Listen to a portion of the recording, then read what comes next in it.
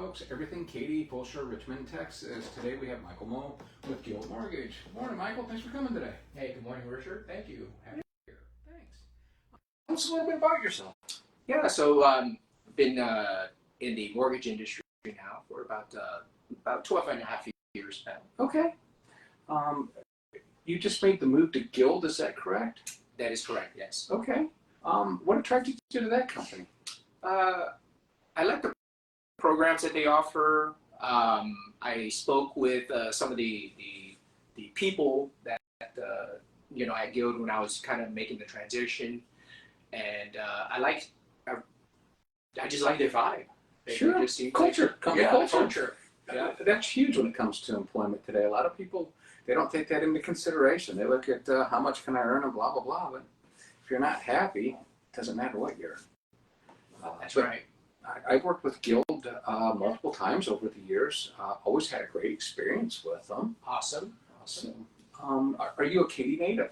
Yes, I am. Really? Well, Wow. not a native, but I live in Katy. I'm sorry. Okay. Take that back. It's hard to find native people here. Yes. No, I've been here actually since we moved to Texas. We've been in the Katy, Richmond area. Okay. And actually just recently we're now in Fulshear. All right. So still kind of the Katy area. Katy, Fulshear, Richmond's kind of the name of the weekly social. You've made the rounds in the city. I made the rounds, exactly.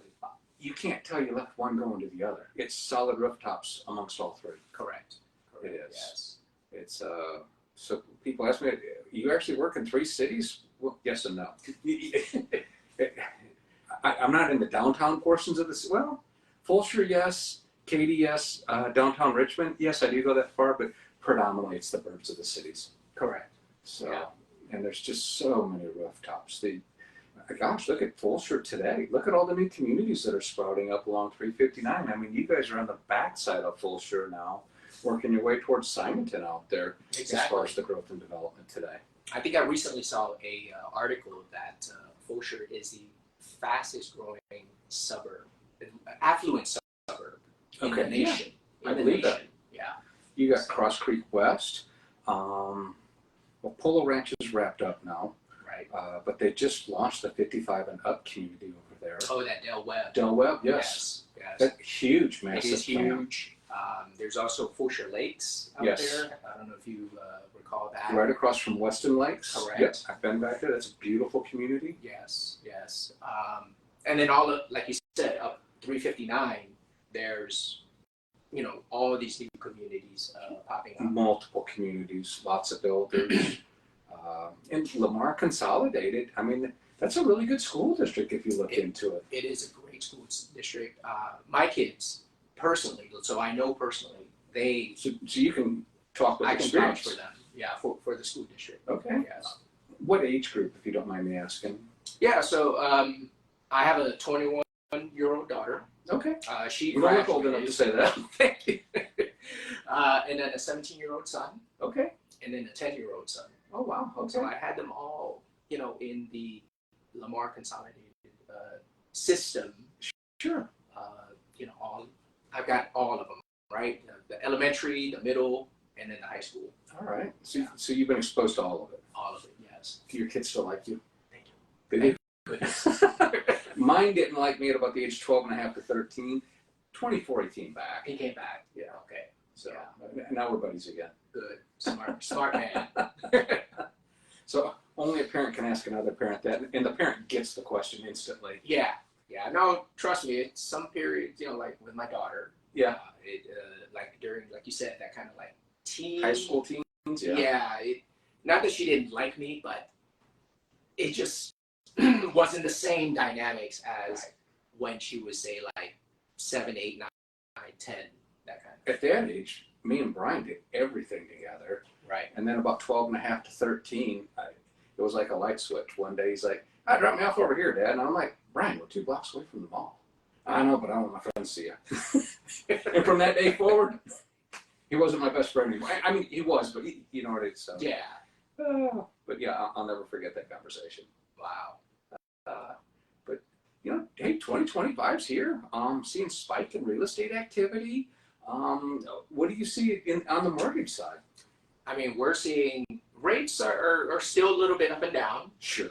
but I think they're pretty good right now. Pretty consistent, Pretty though. consistent. Hovering in the mid to high sixes is what I'm seeing. Correct. Like I just recently locked a deal for a customer 6.5. Yeah. You know, on a 30-year fix. So I think. And historically, that's been cheap money if you look at the averages over 100 years. Exactly. So it's still a great time to buy. It is. You know, I got savvy buyers on the street today. You can buy at or below market value. So, you know, if rates hit under fives, then everybody races in, and you're going to see multiple offers and a bidding war, Correct. and you're going to pay over appraisal, and you didn't save anything. Right. So Might as well do it. Get in now. Get in now and refinance. Refinance. You know, because home prices are always going to go up anyways. Right. Yeah. It's not timing the market; it's your time in the market. Yes. So the longer you're in, the better. You know, I'm seeing inventory starting to spike here within the last couple weeks, so that's good. Katy was hovering around 150, 190-ish new listings hitting the market. We saw a jump at 300 plus homes a week ago, 250 plus homes. So we're starting to get some inventory and catch up with that demand. Yes. Yeah. Kind of balance it out a little bit more. Correct. Yeah. And a lot of people are like, oh, well, it's a bad time to buy. No, I'm still seeing multiple offers. Yeah. And select properties. And if you have a home priced correctly that's move-in ready in a desirable community or zoned to a certain school that people are chasing, there is still frenzies out there, even in the high sixes, low seven interest rates. Exactly. So, and people have to move. I mean, cycle of life. Exactly. Yeah. No, even the customer that I mentioned just recently locked. I mean, they had were in multiple offer situations. Yeah. So this wasn't their first home that they made an offer on.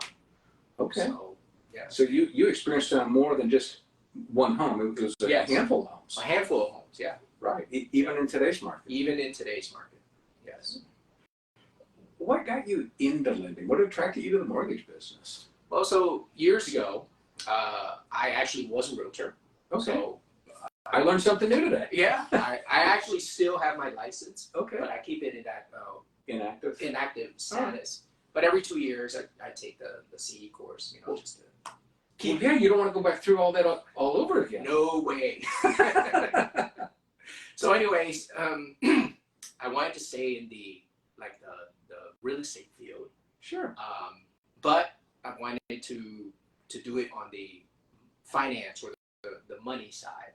Okay. So I figured, the mortgage is the way to go. Which, I mean, in every industry, we got good players and bad players, but it's crucial having a good loan officer by your side, guiding you through a transaction and being available. Customer service. Service, exactly. That's something that I see a lot of consumers take for granted on the click and order, or but I banked with this company for blah blah blah. But are they available after 5 o'clock? Are they available on Saturday, Sunday, when we're in the heat of the battle trying to put a transaction together? Correct. And that's something that a lot of consumers don't have the foresight to understand. Right. And I mentioned to all my partners that yes, I am available. I know you text me on the weekends. Exactly. I can attest to that. Exactly. And that's exactly what you say. I'm available. I'm available for any quick questions or pre-approvals. I'm available. Sure. Yeah. Actually, we're working together tomorrow. Exactly. Yeah. So we will be up doing an open house at a new listing that we took. Not to give myself a plug in, but Michael does go out, cultivate, work in the local community, and tries to meet and help people. So thank you. Yeah, my pleasure. My pleasure. And thank you for the opportunity. Yeah, absolutely. Having a loan officer there to ask questions about today's market, right? Because honestly, what people see on national TV versus what's happening here locally, that's two different stories. The national TV, they always want to make it seem like it's doom and gloom. Oh, I know. It's horrible. It's not. We're the place that they're coming to, not leaving from. Exactly. Within the last 18 months, I read a report a month or two ago. Over 400,000 people have come to our local Houston area market. Wow. Wow. That's huge. And they all need places to live. Drive around, look at all the out-of-state plates. They're everywhere. They are. They are. About 13 years ago, I was one of them. Really? But, where are you from? I'm from Chicago. From Miami. Okay. That's where I last. Love the Cuban food down there, by the way. It is the best. Any Yes. of the Cuban or Caribbean food, it's the best down there. Yes. Besides, of course, going to the actual country itself. But yes, I love that the food down there. I'll tell you a quick story. I was at the Durrell on business, and I asked the concierge, where can I go get the best Cuban food? Because obviously they're known for it in that area. And he's like, it's in a mall. And I'm like, really? And he's like, oh, trust me, this is where I go eat, and this is where I take all the high rollers to eat. And so I went to this little place in the mall, and it was just melt in your mouth food. He was absolutely right. Oh, wow. I'm surprised he didn't mention Calle Ocho, Southwest 8th Street. No. This has been a few years. Okay. But, so I take it that's your favorite place to go. Well, that's just the famous place. You Okay. know? We lived a little further north in Broward County. Okay. So we didn't actually go to Calle Ocho all the time. Yeah. But practically anywhere around there has, you know, great Cuban food. Yes. Yes. Their pork. I mean, Oh, yes. it's the best pork I've ever had. Yeah. And also for me, being a coffee drinker. Yeah. I love their Cuban coffee. Okay. I don't know if you have ever had it, but it's. I have. It's really good, and it's strong. It's strong. It's almost like, you ever had the Vietnamese coffee here? I was just fixing to say that. I love Vietnamese coffee. Yes, but the Vietnamese coffee drinks it cold. Yeah. Right. The Cuban coffee is hot. Okay. So it's got that same type of caffeine strength. Yeah. And the sugar. So you're just wired for a couple hours, and then you crash. Yes. Then you need another one. Yeah, caffeine. It's one of my struggles in life. Oh yeah. So Yeah. I've weaned myself to where I'm not drinking coffee daily, and I'm trying to only do 2 to 3 cups if I do drink coffee. Gotcha. I was a pot and a half a day for Really? a long time. Wow. But I can drink a cup of coffee at night and just fall asleep. Yeah. But in the morning, it wakes me up. Right. So, Right. Yeah. you know, with the tariffs and stuff, do you see that affecting anything that on the lending side? I mean, I know it's common talk right now, and that's the reason why I bring it up. Yeah. I mean, honestly, the only thing that it's affecting is just the people's emotions. I would agree. Yeah. I haven't seen any price spikes on anything. I have not either. And so really, what you and I, being in the profession, you know, in the real estate profession, we basically just need to let our clients know that it's just a lot of talk, a lot of hot air. It's a macro level. It's not on a micro level. Yeah. And here's the other thing that it's doing. It's opening us up for exporting to create even more jobs and more money for the country. If you zoom out and look at it from a 30,000-foot view. Right. So it's you know, not to get into politics. I stay out of all that. But you know, the only negative thing that it could impact us on is the cost of goods going up. So hence, as we were talking earlier, buy now, don't wait. Exactly. You can buy at today's prices. Yeah. You know, actually, I just did a video, and it showed that if you went under contract 30 days ago, the solds for this week, you bought at X amount, the pendings, you went up X amount, and then the new actives, you're going up another X amount if you look at the price per square foot and the average price per home. So things are trending back up. Well, actually, I've never really seen them not trend. I haven't really seen them trend down. No. I haven't. If anything, I saw a plateau. Correct. So we kind of lulled there for a little bit, But it never went down. but they never went down. No. Nobody got stopped. There was no crash that these No. people were claiming, waiting for or something. I'm looking at some of the transactions that we did back in COVID when everybody was paying 25 to 50 grand over asking price, and I'm running CMAs, and there's still equity in their deals. I mean, they're either at or above, and people overpaid for those houses. They did. They did. Yeah. So, and that was just a couple of years ago. Right. And typically, it takes quite some time to make up that equity.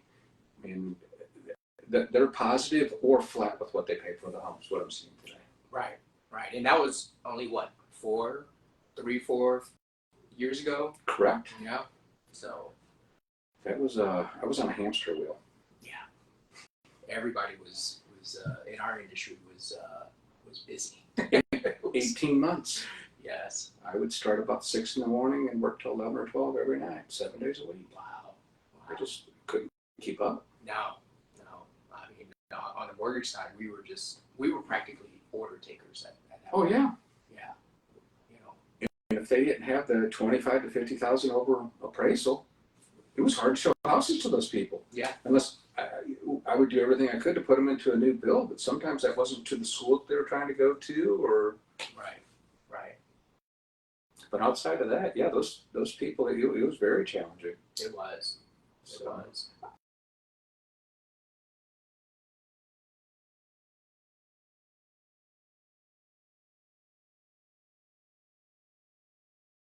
I think so. It's more balanced, like you mentioned earlier. We're seeing a little bit more inventory to match the demand. So yeah, we're more balanced. Yeah. And house prices did spike and go up from there, but they never dropped after that either. No, that was that plateau you just mentioned. Yeah. So it went up, it plateaued out, and now we're back. Now we're going up a little bit more. Not as fast as COVID, but we are going back up a little bit more. Yes, we are. Yeah. What do you foresee coming in the future in our industry? What are your thoughts on any of that stuff, Michael? I mean, it's big thing right now is AI.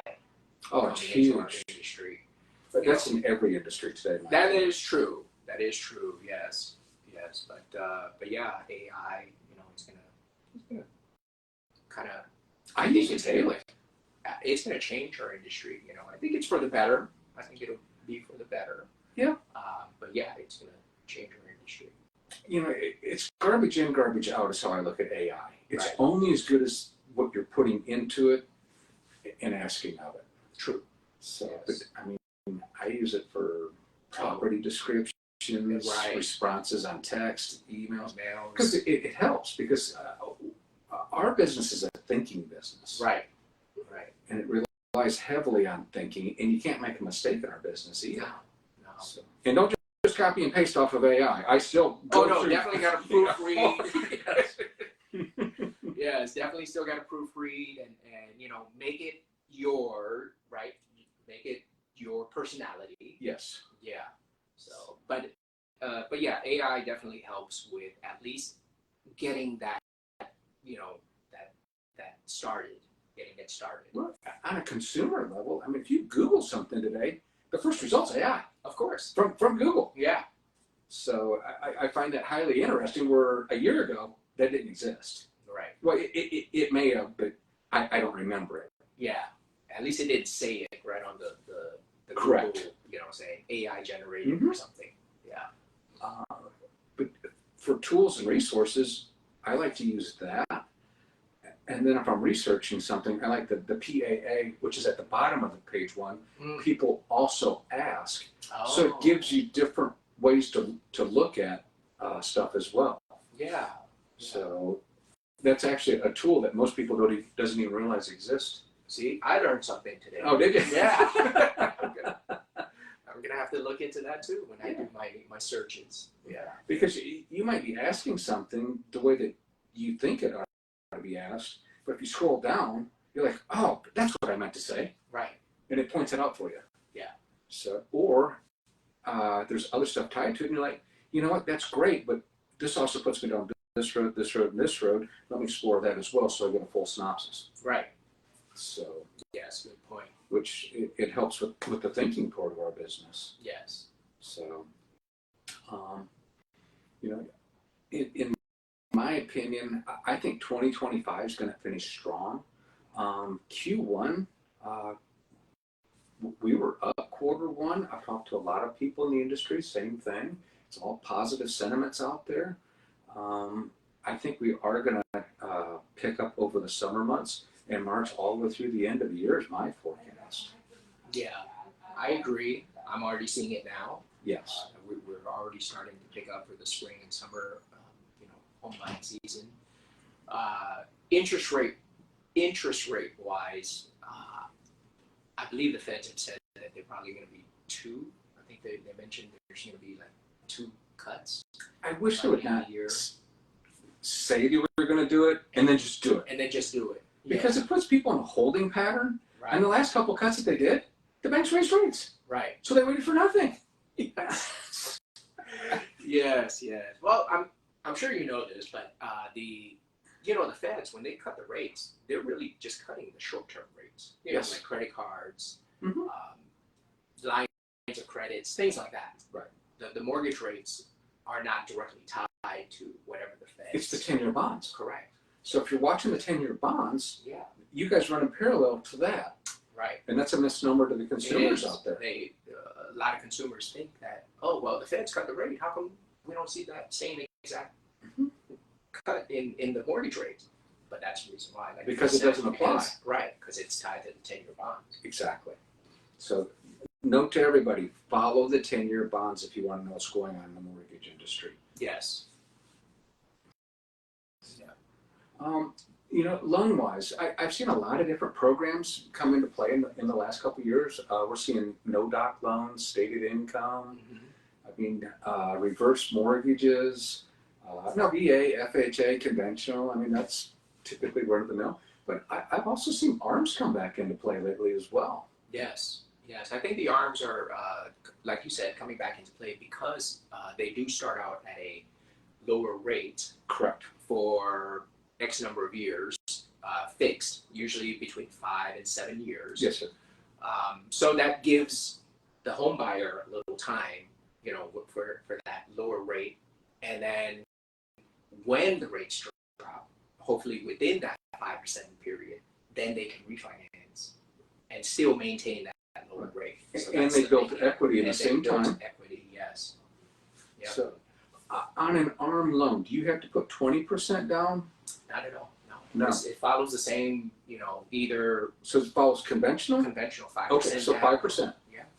So, that's another plus because if you hit the 20% positive equity on the refi, correct. PMI falls off. You can refinance and then PMI falls off. Right. Correct. No, that's interesting. Yeah. What other type of programs are you seeing out there today? The 2-1 buy downs. That was very popular. Yes. I think it's not as popular now because the rates aren't like 7 and 8%, but it's still around because consumers still want to try and obviously lower the rate as much as possible. But that's only for a couple years. Correct. For basically 2 years. The way it works is for the first year, you'll get a reduced rate of 2% less than what the market is, and then so if it's 7, it's at 5. Correct. And then on the second year, it's 1% less than the market. Mm-hmm. So in our example, it would go to 6%. Right. And then after that second year, then it'll go to the 7%. What the normal rate was when they took the loan out. Correct. Yes.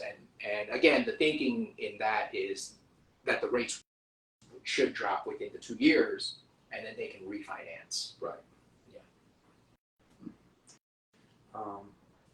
On that buy down, if they refinance while they're at the reduced rate, if there's any overage, is that credited back? So it actually gets applied to their principal. Okay. Yes. So not that they So get that's cash still in win-win. hand, but it gets applied to their principal. Yes, it's still win-win. Because they don't lose the you money. paid down X amount of dollars to buy the rate down. And Yes. if you're refining out when the rate's still bought down, I was just to explain it to these people, what happens with the prorated money, I guess is the correct way to Right. It would apply to their principal. To the principal. Yes. Okay, so they don't get a check back at closing? No. No. Unfortunately. No, banks are designed to make money and keep money. Right? And keep money, right. Yeah. Well, and you guys do loan it out, but you want it paid back. Correct. No free samples? No. No. No, unfortunately, no. No. Once you sign, you're good. You got the house. Yeah, that's it. You got the keys. Yeah, exactly. Yeah, and there's no 3-day rule. Nope. It's yours. It's yours. I've run into that once or twice over the years too. Right? They want to get back. Or Yeah, I can bring it back, right? No.